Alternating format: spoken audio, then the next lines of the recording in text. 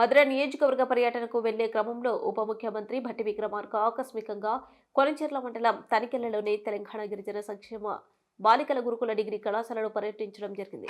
విద్యార్థులతో కలిసి భోజనం చేసి వసతి సౌకర్యాలు, బోధన నాణ్యతను విద్యార్థులను అడిగి తెలుసుకున్నారు.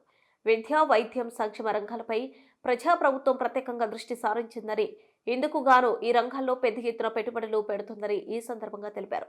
ప్రభుత్వ వసతి గృహాల్లో నాణ్యమైన భోజనం అందించేందుకు 40% డైట్ ఛార్జీలు సైతం పెంచామని తెలిపారు. భోజనాలు తదుపరి లైబ్రరీని సందర్శించారు. గ్రూప్ 1, గ్రూప్ 2 వంటి పరీక్షలపై విద్యార్థులకు అవగాహన కల్పిస్తున్నారా, పోటీ పరీక్షలకు సంబంధించిన మెటీరియల్ లైబ్రరీలో ఉందా అని అడిగి తెలుసుకున్నారు.